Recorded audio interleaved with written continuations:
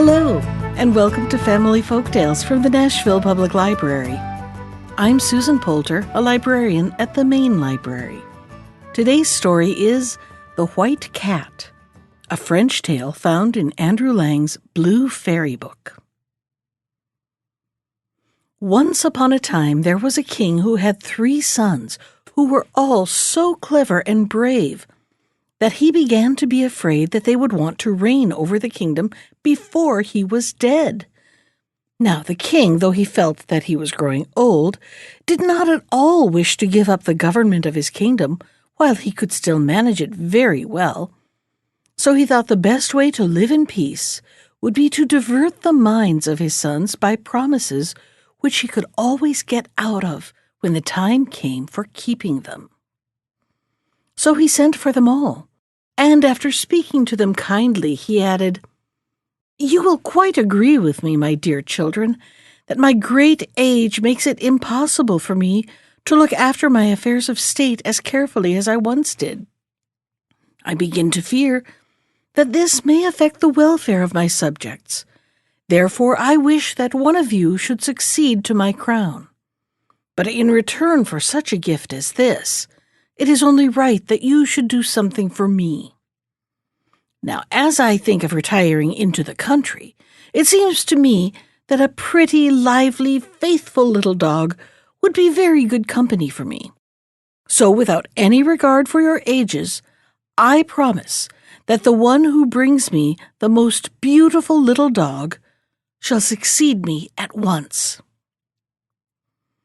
The 3 princes were greatly surprised by their father's sudden fancy for a little dog, but as it gave the 2 younger ones a chance they would not otherwise have had of being king, and as the eldest was too polite to make any objection, they accepted the commission with pleasure.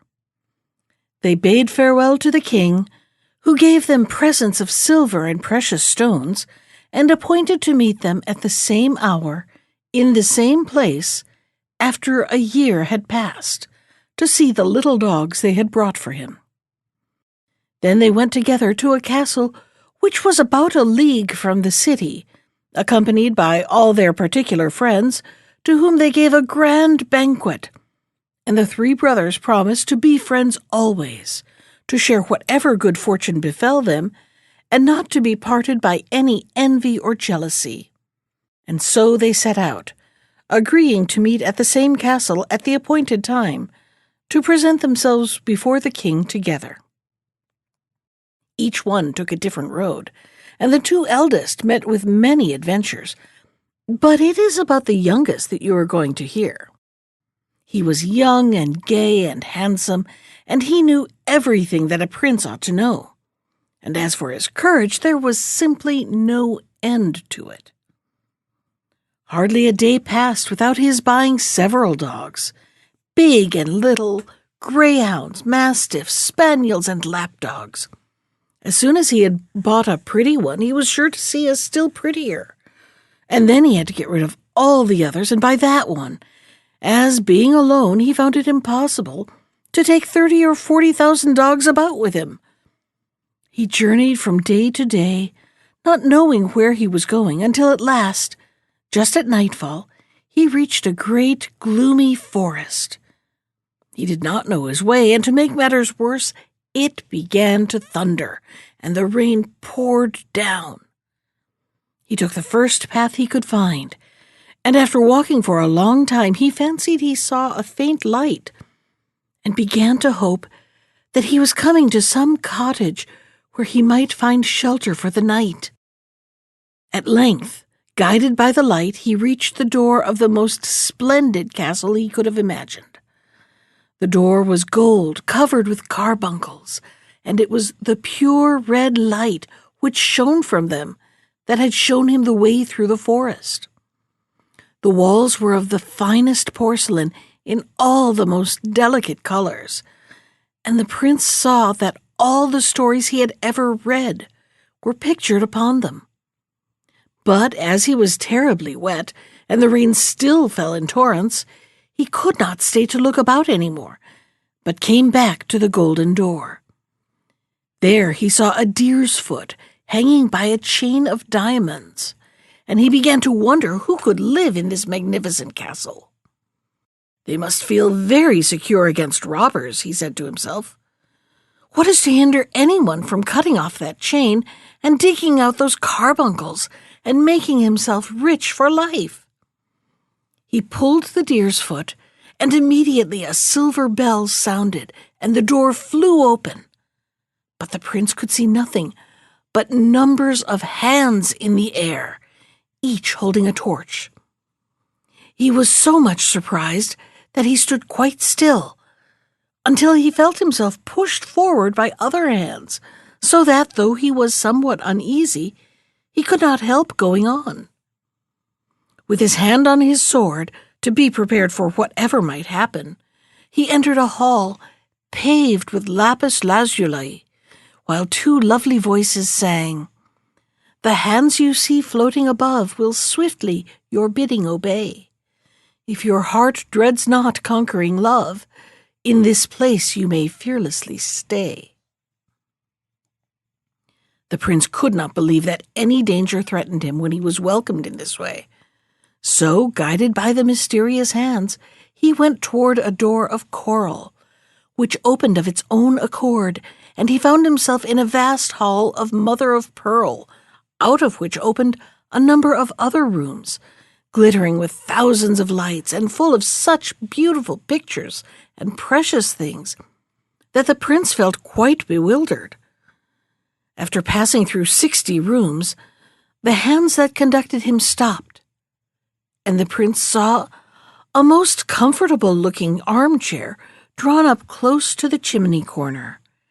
At the same moment, the fire lighted itself, and the pretty, soft, clever hands took off the prince's wet, muddy clothes and presented him with fresh ones, made of the richest stuffs, all embroidered with gold and emeralds. He could not help admiring everything he saw, and the deft way in which the hands waited on him, though they sometimes appeared so suddenly that they made him jump.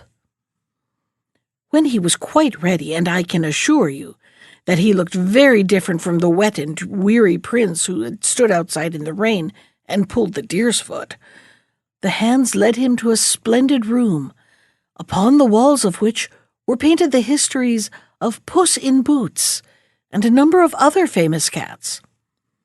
The table was laid for supper with 2 golden plates, and golden spoons and forks, and the sideboard was covered with dishes and glasses of crystal set with precious stones.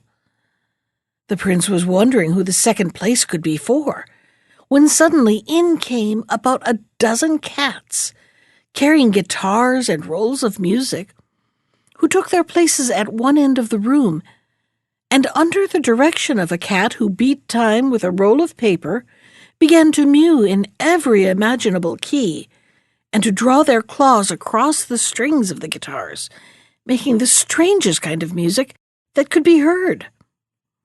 The prince hastily stopped up his ears, but even then the sight of these comical musicians sent him into fits of laughter.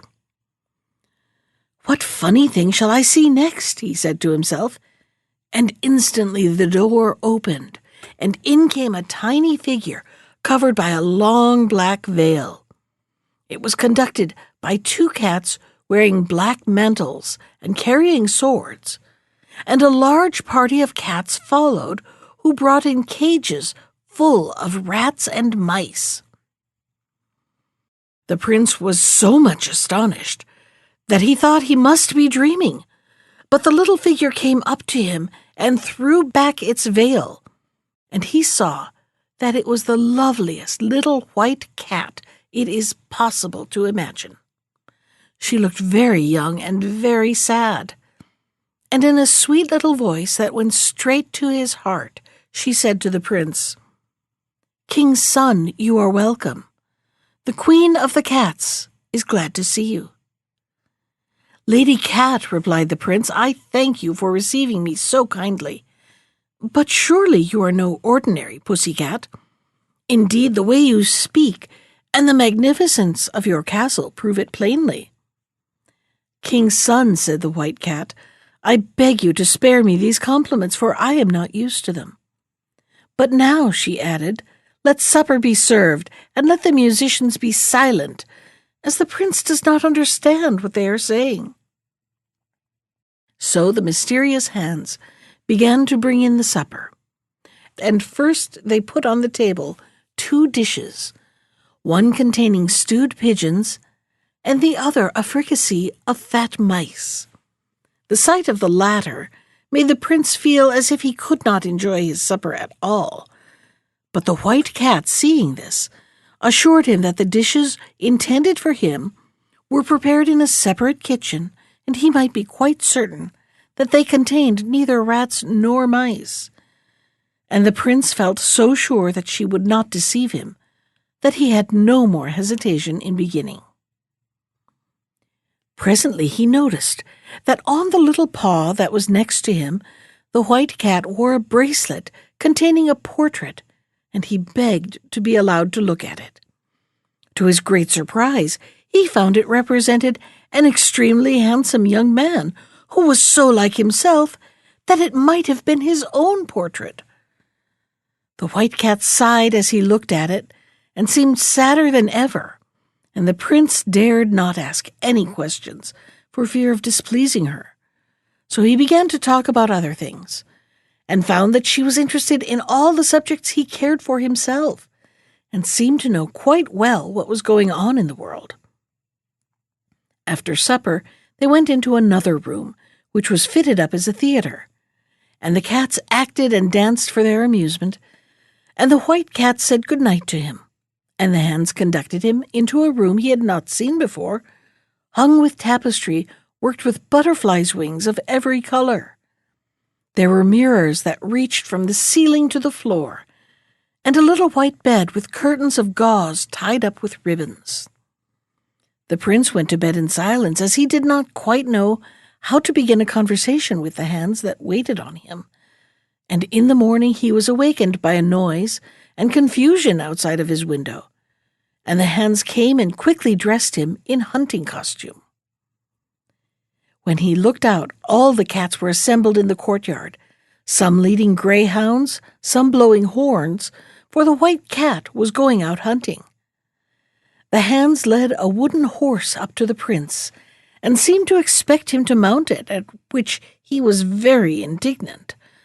But it was no use for him to object, for he speedily found himself upon its back, and it pranced gaily off with him. The white cat herself was riding a monkey, which climbed even up to the eagles' nests, when she had a fancy for the young eaglets. Never was there a pleasanter hunting party. And when they returned to the castle, the prince and the white cat supped together as before. But when they had finished, she offered him a crystal goblet, which must have contained a magic draught, for as soon as he had swallowed its contents, he forgot everything, even the little dog that he was seeking for the king, and only thought how happy he was to be with the white cat. And so the days passed in every kind of amusement, until the year was nearly gone. The prince had forgotten all about meeting his brothers. He did not even know what country he belonged to. But the white cat knew when he ought to go back, and one day she said to him, "Do you know that you have only 3 days left to look for the little dog for your father, and your brothers have found lovely ones?" Then the prince suddenly recovered his memory and cried, "What can have made me forget such an important thing? My whole fortune depends upon it, and even if I could in such a short time find a dog pretty enough to gain me a kingdom, where should I find a horse who would carry me all that way in 3 days?" And he began to be very vexed. But the white cat said to him, "King's son, do not trouble yourself. I am your friend, and will make everything easy for you. You can stay here for a day, as the good wooden horse can take you to your country in 12 hours. "I thank you, beautiful cat," said the prince, "but what good will it do me to get back if I have not a dog to take to my father?" "See here," answered the white cat, holding up an acorn. "There's a prettier one than this. There is a prettier one in this than in the dog star." "Oh, White Cat, dear," said the prince, "how unkind you are to laugh at me now." "Only listen," she said, holding the acorn to his ear. And inside it, he distinctly heard a tiny voice say, "Bow wow!" Prince was delighted, for a dog that can be shut up in an acorn must be very small indeed. He wanted to take it out and look at it, but the White Cat said it would be better not to open the acorn till he was before the king, in case the tiny dog should be cold on the journey. He thanked her 1,000 times, and said goodbye quite sadly when the time came for him to set out. "The days have passed so quickly with you," he said. "I only wish I could take you with me now." But the White Cat shook her head and sighed deeply in answer. After all that, the prince was the first to arrive at the castle where he had agreed to meet his brothers. But they came soon after and stared in amazement when they saw the wooden horse in the courtyard jumping like a hunter. The prince met them joyfully, and they began to tell him all their adventures. But he managed to hide from them what he had been doing, and even led them to think that a turnspit dog which he had with him was the one he was bringing for the king. Fond as they all were of one another, the two eldest could not help being glad to think that their dogs certainly had a better chance. The next morning they started in the same chariot. The elder brothers carried in baskets 2 such tiny, fragile dogs that they hardly dared touch them. As for the turnspit, he ran after the chariot and got so covered with mud that one could hardly see what he was like at all. When they reached the palace, everyone crowded round to welcome them as they went into the king's great hall. And when the 2 brothers presented their little dogs, nobody could decide which was the prettier. They were already arranging between themselves to share the kingdom equally, when the youngest stepped forward, drawing from his pocket the acorn the White Cat had given him. He opened it quickly, and there upon a white cushion they saw a dog so small that it could easily have been put through a ring. The prince laid it upon the ground, and it got up at once and began to dance. The king did not know what to say, for it was impossible that anything could be prettier than this little creature. Nevertheless, as he was in no hurry to part with his crown, he told his sons that, as they had been so successful the first time, he would ask them to go once again and seek by land and sea for a piece of muslin so fine that it could be drawn through the eye of a needle. The brothers were not very willing to set out again, but the 2 eldest consented because it gave them another chance, and they started as before. The youngest again mounted the wooden horse and rode back at full speed to his beloved White Cat. Every door of the castle stood wide open, and every window and turret was illuminated, so it looked more wonderful than before. The hands hastened to meet him and led the wooden horse off to the stable while he hurried in to find the White Cat. She was asleep in a little basket on a white satin cushion, but she very soon started up when she heard the prince and was overjoyed at seeing him once more. "How could I hope that you would come back to me, king's son?" she said. And then he stroked and petted her and told her of his successful journey and how he had come back to ask her help, as he believed that it was impossible to find what the king demanded. The White Cat looked serious and said she must think what was to be done, but that luckily there were some cats in the castle who could spin very well, and if anybody could manage it, they could, and she would set them the task herself.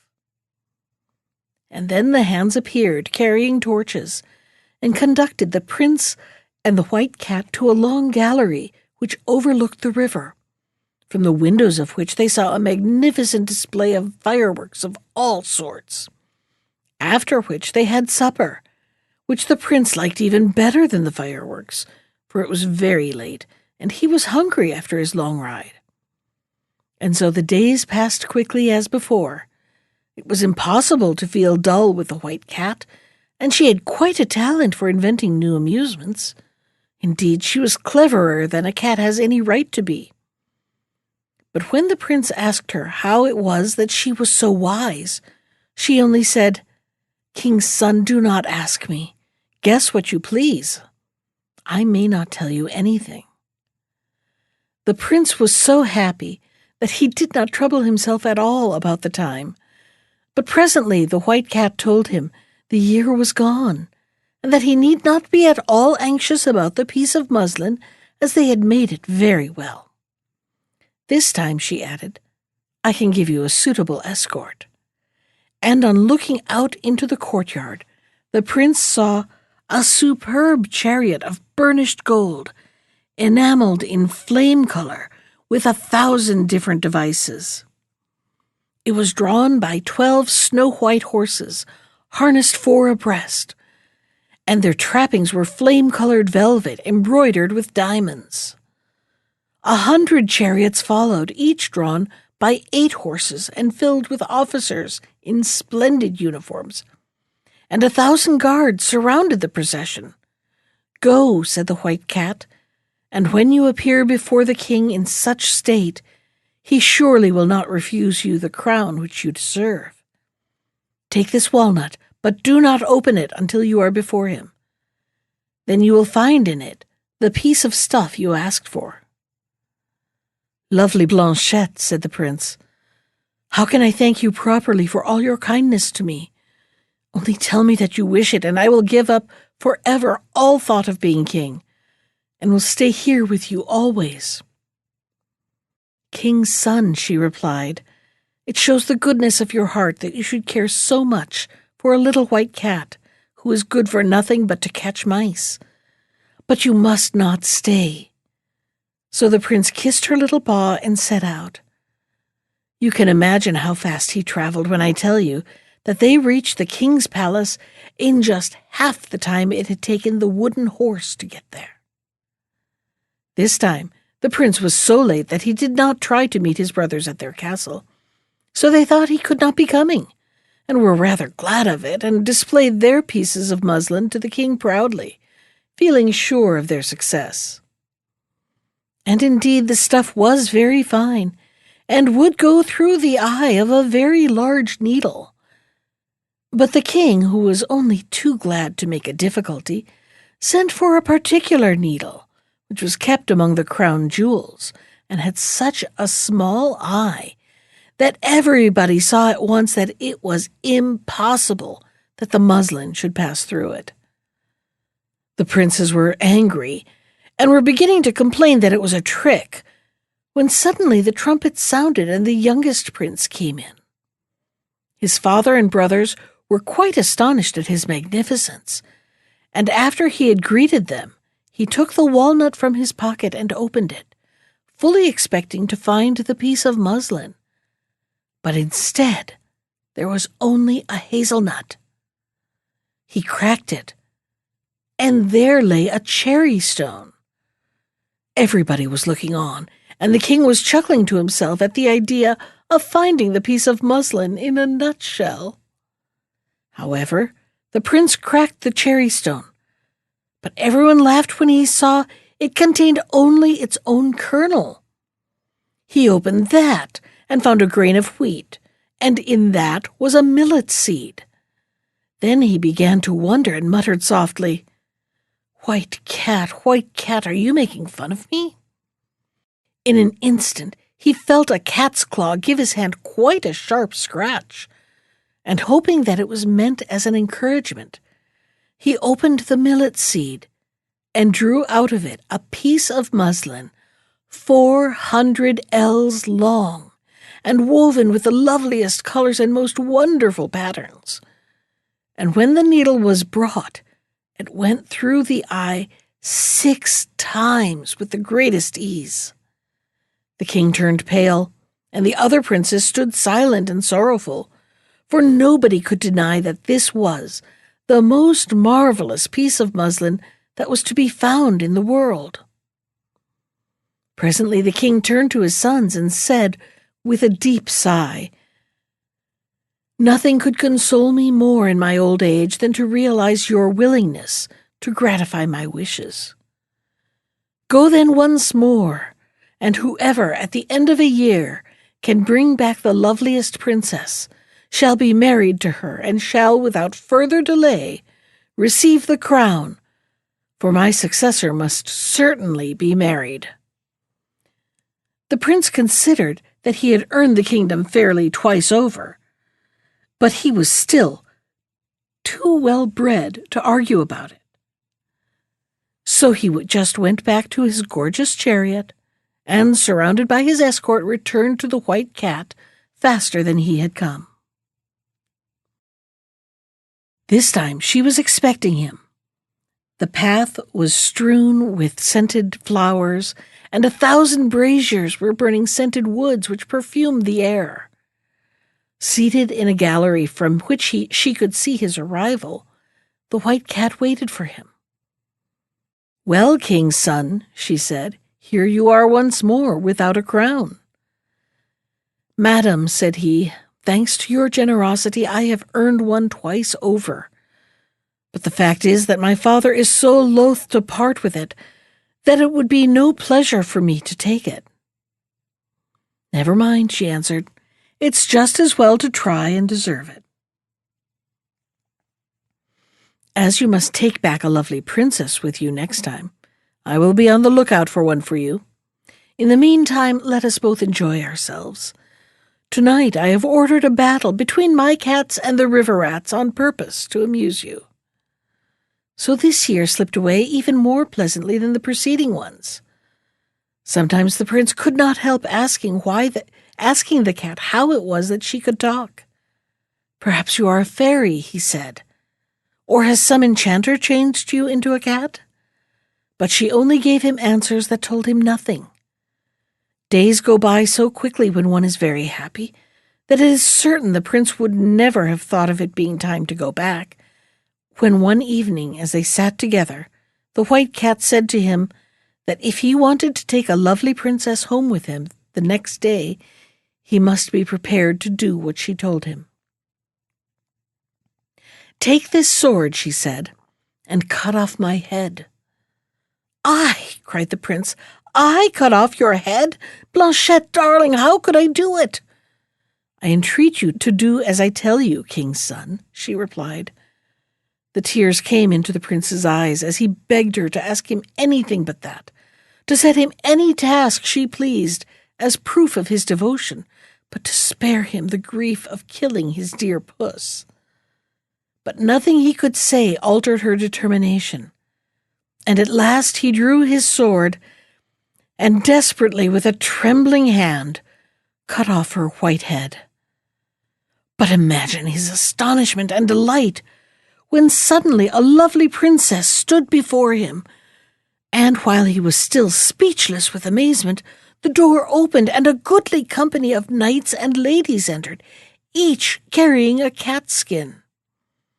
They hastened with every sign of joy to the princess, kissing her hand and congratulating her on being once more restored to her natural shape.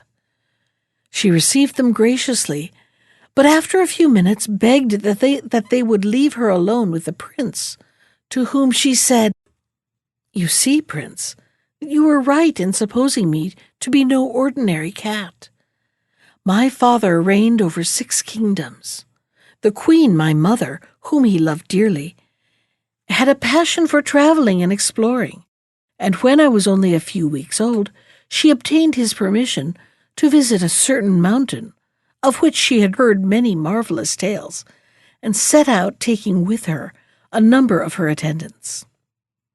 On the way, they had to pass near an old castle belonging to the fairies. Nobody had ever been into it, but it was reported to be full of the most wonderful things, and my mother remembered to have heard that the fairies had in their garden such fruits as were to be seen and tasted nowhere else. She began to wish to try them for herself, and turned her steps in the direction of the garden.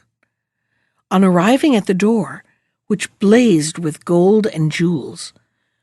She ordered her servants to knock loudly, but it was useless.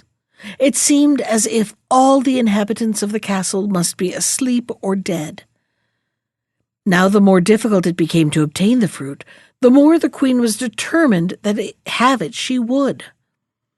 So she ordered that they should bring ladders and get over the wall into the garden. But though the wall did not look very high, and they tied the ladders together to make them very long, it was quite impossible to get to the top. The queen was in despair, but as night was coming on, she ordered that they should encamp just where they were, and went to bed herself, feeling quite ill. She was so disappointed. In the middle of the night she was suddenly awakened, and saw, to her surprise, a tiny, ugly old woman seated by her bedside, who said to her, "I must say that we consider it somewhat troublesome of your Majesty to insist upon tasting our fruit, but to save you annoyance, my sisters and I will consent to give you as much as you can carry away, on one condition.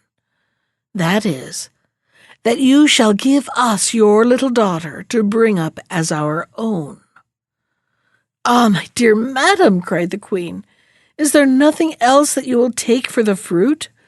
I will give you my kingdoms willingly." "No," replied the fairy, "we will have nothing but your little daughter. She shall be as happy as the day is long, and we will give her everything that is worth having in fairyland, but you must not see her again until she is married." "Though it is a hard condition," said the queen, "I consent, for I shall surely die if I do not taste the fruit, and so I should lose my little daughter either way." So the old fairy led her into the castle, and though it was still the middle of the night, the queen could see plainly that it was far more beautiful than she had been told, "which you can easily believe, Prince," said the white cat, "when I tell you that it was this castle that we are now in." "Will you gather the fruit yourself, Queen?" said the old fairy, "or shall I call it to come to you?" "I beg you to let me see it come when it is called," cried the queen. "That will be something quite new." The old fairy whistled twice, then she cried, "Apricots, peaches, nectarines, cherries, plums, pears, melons, grapes, apples, oranges, lemons, gooseberries, strawberries, raspberries, come!"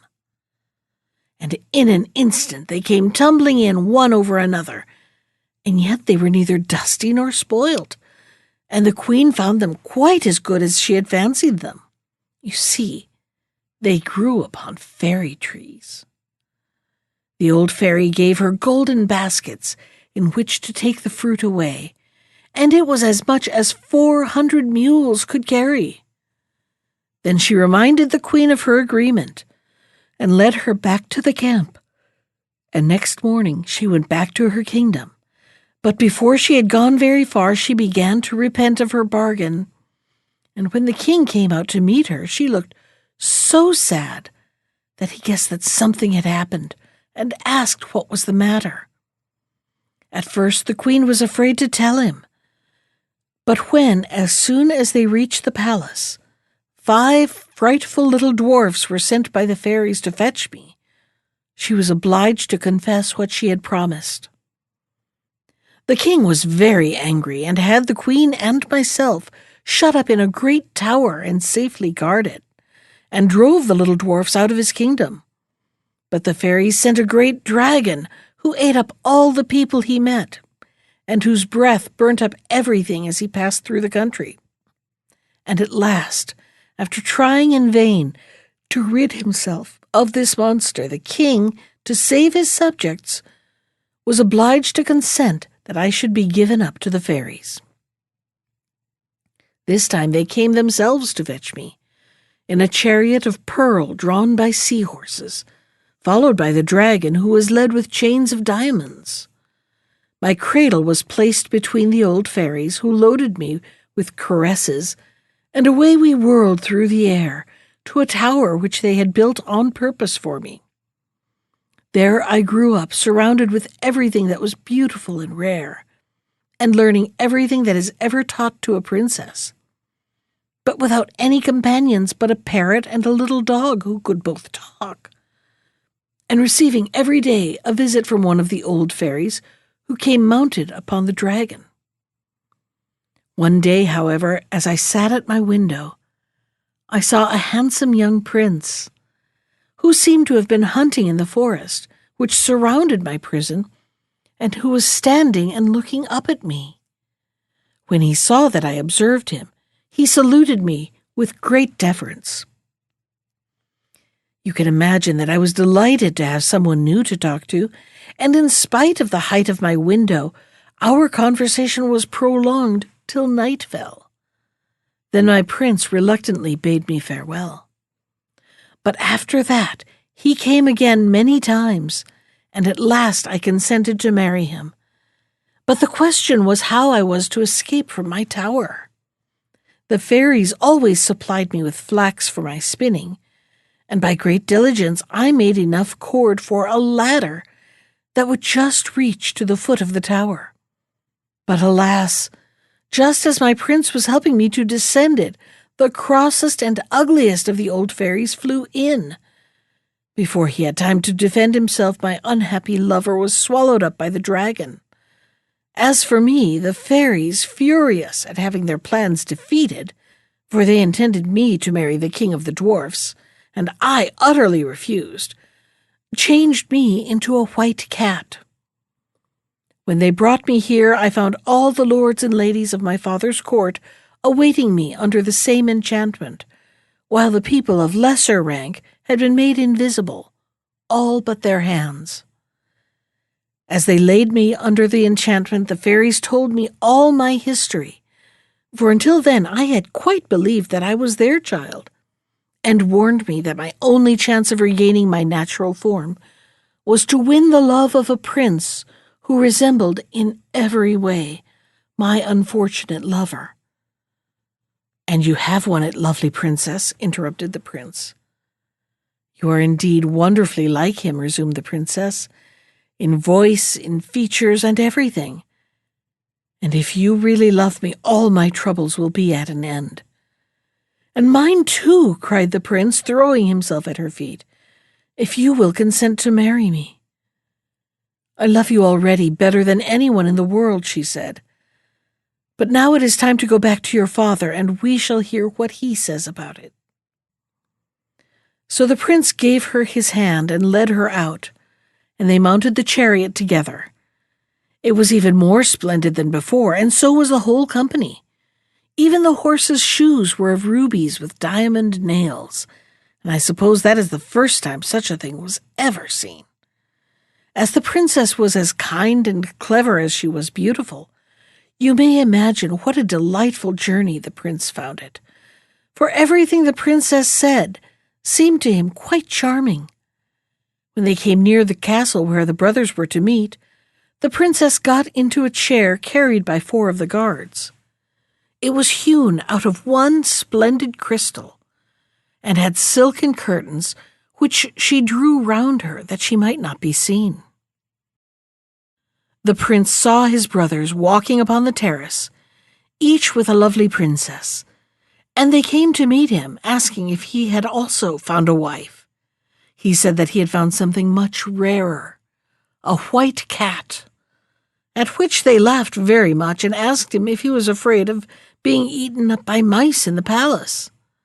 And then they set out together for the town. Each prince and princess rode in a splendid carriage. The horses were decked with plumes of feathers and glittered with gold. After them came the youngest prince, and last of all the crystal chair, at which everybody looked with admiration and curiosity. When the courtiers saw them coming, they hastened to tell the king. "Are the ladies beautiful?" he asked anxiously. And when they answered that nobody had ever before seen such lovely princesses, he seemed quite annoyed. However, he received them graciously, but found it impossible to choose between them. Then turning to his youngest son, he said, Have you come back alone after all?" "Your Majesty," replied the prince, "will find that in the crystal chair a little white cat which has such soft paws and mews so prettily that I am sure you will be charmed with it." The king smiled and went to draw back the curtains himself, but at a touch from the princess, the crystal shivered into 1,000 splinters, and there she stood in all her beauty. Her fair hair floated over her shoulders and was crowned with flowers, and her softly falling robe was of the purest white. She saluted the king gracefully, while a murmur of admiration rose from all around. "Sire," she said, "I am not come to deprive you of the throne you fill so worthily. I have already 6 kingdoms. Permit me to bestow one upon you and upon each of your sons. I ask nothing but your friendship and your consent to my marriage with your youngest son, and we shall still have 3 kingdoms left for ourselves." The king and all the courtiers could not conceal their joy and astonishment, and the marriage of the 3 princes was celebrated at once. The festivities lasted several months, and then each king and queen departed to their own kingdom and lived happily ever after. That was The White Cat from Andrew Lang's Blue Fairy Book.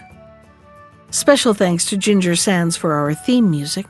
You can find more of Ginger's music at iTunes or on her website at www.gingersands.com. And if you'd like to comment on today's story, send me an email.